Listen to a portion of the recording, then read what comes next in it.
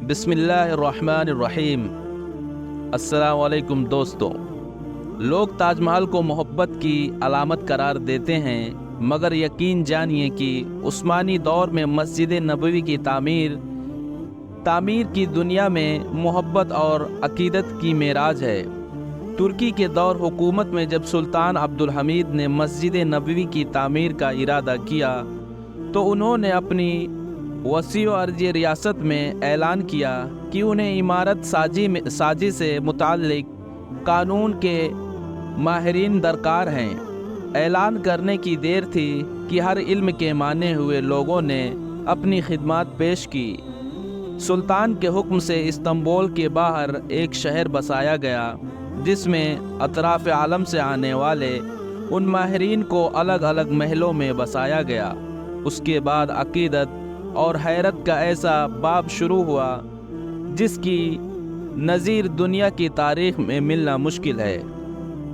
خلیفہ وقت، جو دنیا کا سب سے بڑا فرما رواں تھا، شہر میں آیا اور ہر شعبے کے ماہر کو تاکید کی کہ اپنے ذہین ترین بچوں کو اپنا فن اس طرح سکھائیں کہ اسے یکتا اور بے مثال کر دیں۔ اس دوران ترک حکومت اس بچوں کو حافظ قرآن اور شہسوار بنائے گی۔ دنیا کی تاریخ کا یہ عجیب و غریب منصوبہ کئی سال جاری رہا اور بالآخر 25 سال بعد نوجوانوں کی ایک ایسی جماعت تیار ہوئی جو نہ صرف اپنے شعبے میں ماہر تھے بلکہ ہر شخص حافظ قرآن اور باعمل مسلمان بھی تھا۔ یہ لوگ لگ بھگ 500 لوگ تھے۔ اس دوران ترکوں نے پتھروں کی نئی کانیں دریافت کی، جنگلوں سے لکڑیاں کٹوائیں، تختے حاصل کیے گئے اور شیشوں کا سامان پہنچایا گیا۔ یہ سارا سامان نبی کریم کے مقدس شہر مدینہ منورہ پہنچ گیا تو ادب کا یہ عالم تھا کہ اسے رکھنے کے لیے مدینہ سے دور ایک بستی بسائی گئی تاکہ شور سے مدینہ کا ماحول خراب نہ ہو۔ پھر وہاں سے پتھروں کو تراش کر اور لکڑیوں کو تیار کر کے مسجد نبوی لایا جاتا، لیکن نبی اکرم صلی اللہ علیہ وسلم کے ادب کی وجہ سے اگر کسی پتھر میں ترمیم کی ضرورت پڑتی تو اسے واپس اسی بستی میں بھیجا جاتا۔ ماہرین کو حکم تھا کہ ہر شخص کام کے دوران باوجود رہے اور درود شریف اور تلاوت قرآن میں مشغول رہے۔ حجور مبارک کے جالیوں کو کپڑے سے لپیٹ دیا گیا کہ گرد و غبار اندر روضہ پاک میں نہ جائے۔ ستون لگائے گئے کہ ریاض الجنہ اور روضہ پاک پر مٹی نہ گرے۔ یہ کام 15 سال تک چلتا رہا اور تاریخ عالم گواہ ہے کہ ایسی محبت اور ایسی عقیدت سے کوئی تعمیر نہ کبھی پہلے ہوئی اور نہ کبھی بعد میں ہو سکتی ہے۔ خلیفہ سلطان عبدالحمید نے 1293 میٹر مسجد نبوی میں توسیع کرائی، جس کے بعد مسجد کا رقبہ 10,328 مربع میٹر تک جا پہنچا۔ یہ توسیع 1265 ہجری میں کرائی گئی تھی۔ مسجد نبوی کی 14 صدیوں میں 14 بار تعمیر توسیع ہوئی۔ تاریخ میں درج ہے کہ نبی اکرم صلی اللہ علیہ وسلم اور صحابہ کرام نے مسجد نبوی کی بنیاد 1050 مربع میٹر جگہ سے رکھی۔ مسجد کی عمارت کچی اینٹوں، غارے، کھجور کے تنوں اور پتوں سے بنائی گئی۔ 1050 مربع میٹر سے شروع ہونے والی مسجد نبوی آج 5 لاکھ مربع میٹر پر پھیلی ہوئی ہے۔ مسجد نبوی کی پہلی توسیع خود نبی اکرم صلی اللہ علیہ وسلم کے زمانے میں کی گئی، پھر 1050 مربع میٹر مسجد 1425 مربع میٹر کا اضافہ کیا گیا، جس کے بعد مسجد کی جگہ 25,000 مربع میٹر ہو گئی اور مسجد نبوی کے قیام کے بعد آج تک اس کی توسیع میں 300 گنا اضافہ کیا گیا ہے۔ یہ تفصیل بات اور عقیدت محبت کی جو داستان بیان ہوئی وہ اسی تعمیر سے متعلق ہے۔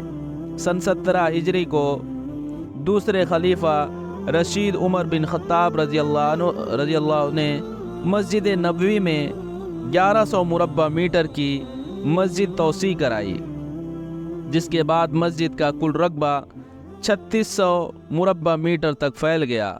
سن 29 ہجری اور 30 ہجری کے دوران تیسرے خلیفہ راشد حضرت عثمان بن عفان رضی اللہ عنہ مسجد نبوی میں 496 مربع میٹر کی توسیع کرائی، جس کے بعد مسجد نبوی 4096 مربع میٹر ہو گئی۔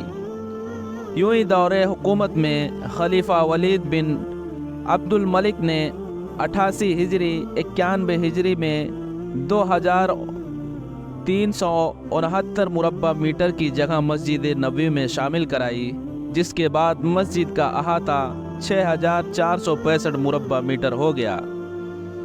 پھر سن 161 ہجری میں عباسی خلیفہ مہدی نے 2450 مربع میٹر کا مزید رقبہ مسجد نبوی کا حصہ بنایا، جس کے بعد مسجد 8915 میٹر پر پھیل گئی۔ پھر سن 888 ہجری کو سلطان اشرف قانتبائی نے 120 مربع میٹر کی جگہ مسجد نبوی میں شامل کی اور مسجد 9053 مربع میٹر پر پھیل گئی۔ عثمانی خلیفہ سلطان عبدالحمید نے 1293 میٹر مسجد نبوی میں توسیع کرائی، جس کے بعد مسجد کا رقبہ 1328 مربع میٹر تک جا پہنچا، اور یہ توسیع 1265 ہجری میں کرائی گئی تھی۔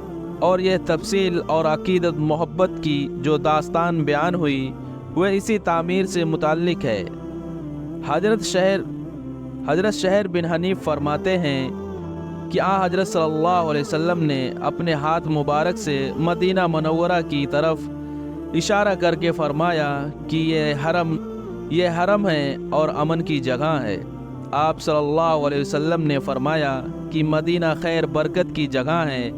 پھر آپ صلی اللہ علیہ وسلم نے فرمایا مدینہ کے راستوں پر فرشتے مقرر ہیں، ان میں نہ طاعون اور نہ ہی دجال داخل ہو سکتا ہے۔ شہر مدینہ کی فضیلت پر اور بھی بہت سی احادیث موجود ہیں، اور یہی وجہ ہے کہ سلطنت کو مضبوط کرنے والے سلطان عبدالحمید نے حجاز ریلوے کے نام سے ایک عجیب منصوبہ شروع کیا، اور جب سلطان عبدالحمید مدینہ منورہ ریلوے اسٹیشن کا افتتاح کرنے پہنچے تو اس وقت فضا حیرت میں ڈوب گئی۔ جب افتتاح کی تقریب میں شریک سلطان نے دیکھا کہ انجن بہت شور کر رہا تھا تو اسی وقت سلطان کا چہرہ غصے سے لال ہو گیا۔ وہ پتھر اٹھا کر انجن کو مارنے لگے اور کہا کہ میرے نبی کے شہر میں تمہاری اتنی آواز! آج تقریباً 100 سال گزرنے کے بعد بھی جو انجن اس وقت بند کیا گیا تھا وہ آج بھی مدینہ منورہ کے ترکی اسٹیشن پر کھڑا ہے۔